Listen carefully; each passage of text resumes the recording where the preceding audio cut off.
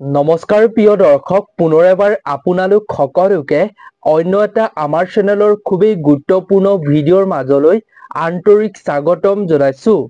প্ৰিয় দৰ্শক, আপোনাৰ ঘৰত বা আপোনাৰ ঘৰৰ চৌহদত ফেঁচা চৰাই আপুনি যদি দেখা পায় বা আপোনাৰ ঘৰৰ ভিতৰত যদি ফেঁচা চৰাই সোমাই বা আপুনি ঘৰত বা ঘৰৰ চৌহদত যদি ফেঁচা চৰাই মাত শুনা পায়, তেতিয়াহ'লে আপুনি কিহৰ সংকেত লাভ কৰে? প্ৰিয় দৰ্শক, ফেঁচা চৰাই আপোনাৰ ঘৰখনত এনেকুৱা কিছুমান সংকেত দি থৈ যায়, প্ৰেৰণ কৰে, যিখন ঘৰে এই সংকেতসমূহ লাভ কৰে সেইখন ঘৰৰ কোনো ব্যক্তিৰ অকাল মৃত্যুৰ পৰ্যন্ত মহাবিপদ আহিব পাৰে ঘৰখনলৈ। এখন ঘৰত বা চৌহদত যদি ফেঁচা চৰাই এনেকৈ মাত দিয়ে, তেতিয়াহ'লে ঘৰখনলৈ অকাল মৃত্যু হোৱাৰ আগজাননীৰ সংকেত প্ৰেৰণ কৰে। গতিকে প্ৰিয় দৰ্শক, যদি আপোনাৰ ঘৰত বা ঘৰৰ চৌহদত যদি আপুনি ফেঁচা চৰাই দেখা পায়, তেতিয়াহ'লে আপুনি এটা কাম যেনে তেনে কৰিব লাগে। এটা কাম বা এটা প্ৰতিকাৰ যদি আপুনি তেতিয়াই কৰিব পাৰে, তেতিয়াহ'লে নিজৰ লগতে ঘৰখনৰ সদস্যসকলৰ জীৱনলৈ অহা বিপদৰ পৰা আপুনি ৰক্ষা পাব পাৰিব। এই প্ৰতিকাৰটো যদি আপুনি কৰিব পাৰে, তেতিয়াহ'লে আপুনি অকাল মৃত্যুৰ দৰে ভয়ংকৰ বিপদৰ পৰা আপুনি ৰক্ষা পাব পাৰিব। গতিকে প্ৰিয় দৰ্শক, ভিডিঅ'টো আপুনি সম্পূৰ্ণকৈ চাই থাকিব। প্ৰিয় দৰ্শক, ফেঁচা চৰাই হৈছে লক্ষ্মী দেৱীৰ বাহন। গতিকে আপুনি ভিডিঅ'টোৰ মাজলৈ আগবঢ়াৰ পূৰ্বে কমেণ্ট ছেকশ্যনত আপুনি লক্ষ্মী দেৱীৰ নাম লিখিবৰ বাবে নাপাহৰিব। লগতে ভিডিঅ'টোত এটা লাইক কৰিব আৰু যদি পোনপ্ৰথমবাৰৰ বাবে এই চেনেলটোত ভিজিট কৰিছে, অৰ্থাৎ এই চেনেলটোৰ প্ৰথমবাৰৰ বাবে ভিডিঅ' চাইছে, তেন্তে এই চেনেলটো অৱশ্যেই ছাবস্ক্ৰাইব কৰি ৰাখিব। প্ৰিয় দৰ্শক, ফেঁচা চৰাইক বহু লোকে অশুভ বুলি মানে আৰু বহু লোকে শুভ চৰাই বুলি মানে। কিন্তু আজিৰ এই ভিডিঅ'টোত আমি সুন্দৰভাৱে আপোনালোকৰ লগত শ্বেয়াৰ কৰিব খুজিছো, যদি আপোনাৰ ঘৰৰ এই দিশত বা এই স্থানত যদি ফেঁচা চৰাই মাতে বা আপুনি দেখা পায় বা আপোনাৰ ঘৰত সোমায়, তেতিয়াহ'লে আপোনাৰ ঘৰখনলৈ কেনেকুৱা ধৰণৰ সংকেত আহে। গতিকে প্ৰিয় দৰ্শক, আপুনি কেৱল ভিডিঅ'টো সম্পূৰ্ণকৈ চাই থাকিব, তেতিয়াহে আপুনি সুন্দৰভাৱে সকলোবিলাক কথা জানি আপুনি এই অকাল মৃত্যুৰ ভয়ংকৰ বিপদৰ পৰা ৰক্ষা পাব পাৰিব। প্ৰিয় দৰ্শক, ফেঁচা চৰাই হৈছে নিশাচৰ প্ৰাণী। গোটেই দিনটো শুই থাকে আৰু ৰাতিটো গোটেই জাগি থাকে। সাধাৰণতে প্ৰিয় দৰ্শক, ফেঁচা চৰাই মাতটো শুনিবলৈ এনেকুৱা যে ৰাতিৰ সময়ত যদি এই ফেঁচা চৰাই মাতটো শুনা পায়, তেতিয়াহ'লে সকলোৰে মনতে ভয় লাগে। ফেঁচা চৰাইৰ মুখৰ পৰা ওলোৱা শব্দই ৰাতিৰ শান্ত বাতাবৰণকো অতি ভয়ংকৰ কৰি তোলে। কিন্তু প্ৰিয় দৰ্শক, আপুনি জানেনে, ফেঁচা চৰাই কোন সময়ত কেনেকুৱা মাত দিয়ে আৰু কোন সময়ত কেনেকুৱা ধৰণৰ মাত দিলে মানুহৰ বাবে অতিকৈ বেয়া, আপুনি বাৰু জানেনে? প্ৰিয় দৰ্শক, এনেকুৱা কিছুমান সময় আছে যিসমূহ সময়ত ফেঁচা চৰাই দিয়া শব্দ বা মাত শুনাটো অতি অশুভ বুলি শাস্ত্ৰত মনা হয়। আৰু যি মানুহে এইখিনি সময়ত এই ফেঁচা চৰাইৰ শব্দ বা মাত শুনা পাব, ফেঁচা চৰাইক দেখা পাব, সেই ব্যক্তিৰ জীৱনলৈ অতি বেয়া দিনৰ আগমনৰ এয়া সংকেত বহন কৰে বুলি শাস্ত্ৰই কৈছে।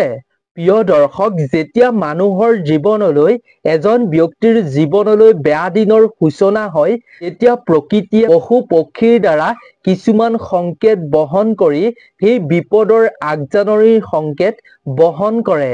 প্ৰিয় দৰ্শক, আপুনি নিশ্চয় শুনিছে জ্যেষ্ঠসকলৰ মুখত এদিন নহয় এদিন যেতিয়া সন্ধিয়াৰ সময়ত নিউ নিউ শব্দ কৰি যেতিয়া নিয়তি চৰাই মাতে, তেতিয়া জ্যেষ্ঠসকলে কোৱা নিশ্চয় শুনিছে যে কোনোবা মৰিব। নিয়তি চৰাইয়ে এই সন্ধিয়াৰ সময়ত নিউ নিউ শব্দ কৰি মাতি মৃত্যুৰ আগজাননীৰ সংকেত প্ৰেৰণ কৰিছে। আপুনি এনেদৰে কোৱা নিশ্চয় শুনিছে। প্ৰিয় দৰ্শক, সেই নিউ নিউ শব্দ কৰা নিয়তি চৰাইজনীয়ে হৈছে ফেঁচা চৰাই। প্ৰিয় দৰ্শক, আপুনি জানি আচৰিত হ'ব, ফেঁচা চৰাইয়ে ৰাতি প্ৰতিটো পোহৰতে নিজৰ মাত সলনি কৰি মানুহক কিছু বিপদৰ সংকেত বহন কৰিবলৈ চেষ্টা কৰে। প্ৰিয় দৰ্শক, যদি আপোনাৰ ঘৰখনলৈ ভাল দিন বা বেয়া দিন আহে, তাৰ আগতেই ফেঁচা চৰায়ে ৰাতি প্ৰতিটো পোহৰতে নিজৰ মাত সলনি কৰি আপোনাৰ ঘৰলৈ বা আপোনাৰ জীৱনলৈ অহা ভাল দিন বা বেয়া দিনৰ সংকেত আপোনাক প্ৰেৰণ কৰে।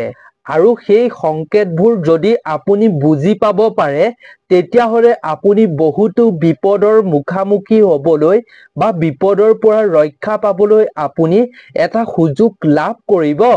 আপুনি কিছুমান কাম কৰি কিছুমান প্ৰতিকাৰৰ দ্বাৰা আপুনি সেই বিপদৰ পৰা ৰক্ষা পাব পাৰিব। গতিকে আপুনি সেইবাবেই সংকেতসমূহ বুজি লোৱাটো জৰুৰী।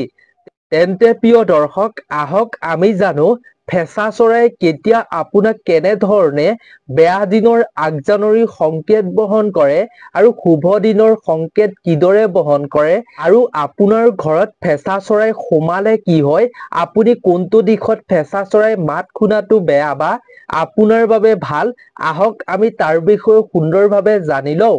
1 নম্বৰতে হৈছে, ফেঁচা হৈছে 2 প্ৰকাৰৰ। এবিধ হৈছে লক্ষ্মী ফেঁচা আৰু আনবিধ হৈছে ক'লা ফেঁচা। প্ৰিয় দৰ্শক, লক্ষ্মী ফেঁচা দীঘল আৰু ৰংটো হৈছে বগা। যদি আপোনাৰ ঘৰলৈ লক্ষ্মী ফেঁচা অৰ্থাৎ বগা ফেঁচা যদি আপোনাৰ ঘৰৰ ভিতৰলৈ দিনতেই বা ৰাতিয়ে সোমাই যায়, তেতিয়া আপুনি বুজি ল'ব আপোনাৰ ঘৰখনৰ বাবে কিবা এটা ভাল দিনৰ সূচনা হ'বলৈ গৈ আছে। কাৰণ প্ৰিয় দৰ্শক, লক্ষ্মী ফেঁচা অৰ্থাৎ বগা ফেঁচা হৈছে মাতা লক্ষ্মীৰ বাহন। য'ত এই লক্ষ্মী ফেঁচাৰ আগমন ঘটে, সেই ঠাইত বিশ্বাস কৰা হয় লক্ষ্মী দেৱীও সেই ঠাইলৈ আগমন ঘটে স্বয়ং।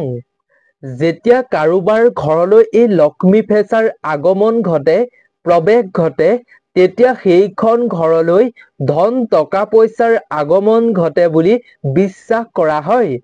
অৰ্থাৎ প্ৰিয় দৰ্শক, ধন টকা পইচা অহাৰ পথ সেইখন ঘৰৰ মুকলি হৈ পৰে। অৱশ্যে প্ৰিয় দৰ্শক, লক্ষ্মী ফেঁচা দেখিবলৈ বহুত কম দেখা পোৱা যায়। যদি হঠাতে আপোনাৰ ঘৰলৈ বা আপোনাৰ ঘৰৰ চৌহদলৈ যদি এই লক্ষ্মী ফেঁচাৰ প্ৰৱেশ ঘটে বা আপোনাৰ ঘৰৰ ওচৰৰ মানুহৰ চৌহদত যদি লক্ষ্মী ফেঁচাৰ আগমন ঘটে, তেতিয়াহ'লে আপুনি ভুলতো কেতিয়াও খেদা কুৰা নকৰিব।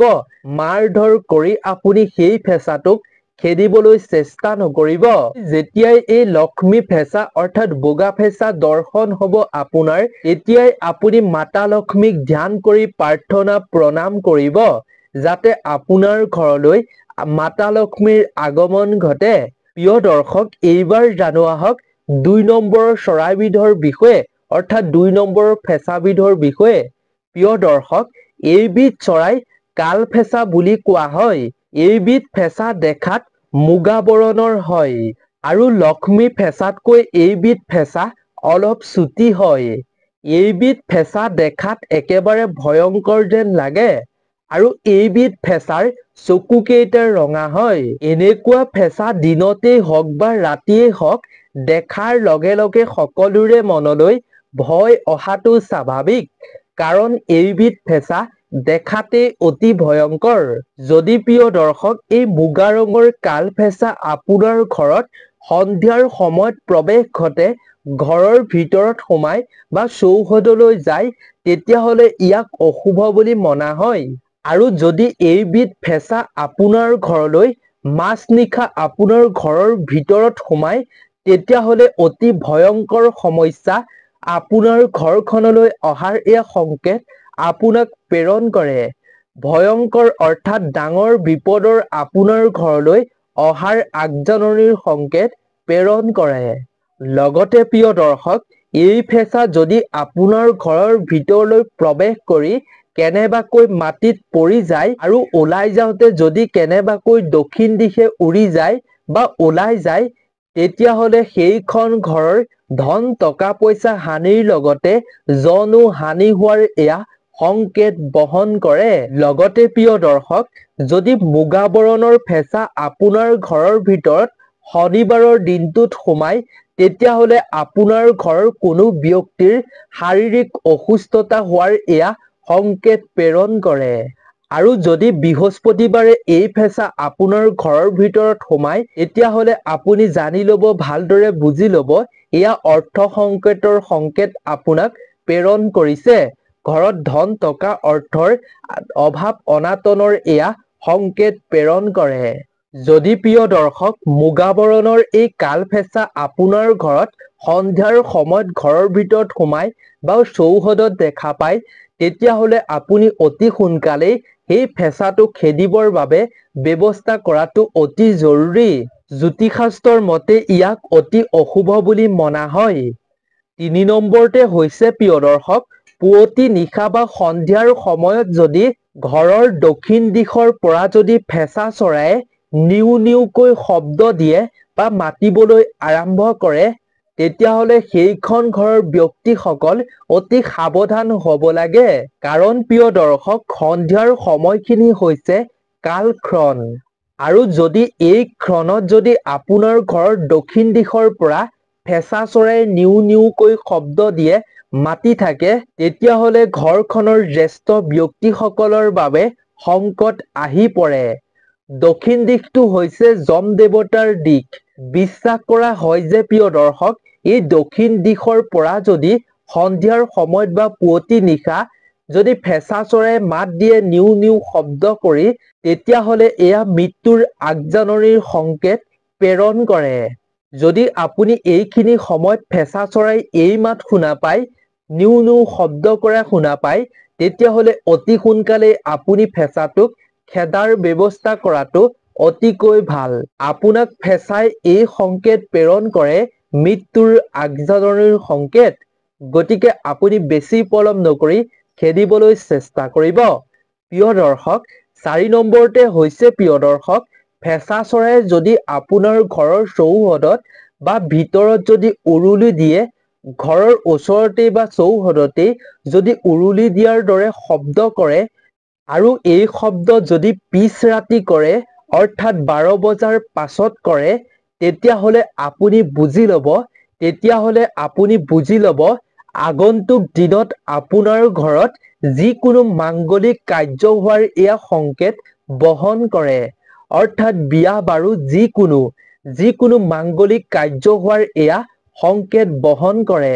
অতি সোনকালে আপোনাৰ ঘৰত যিকোনো মাংগলিক কাৰ্যৰ আপোনাৰ ঘৰত হ'বলৈ গৈ থাকে তেনে ক্ষেত্ৰত আপোনাক ফেঁচাই এই উৰুলিৰ দৰে শব্দৰ জৰিয়তে সংকেত বহন কৰে পিছ নিশা অৰ্থাৎ ১২ বজাৰ পাছত।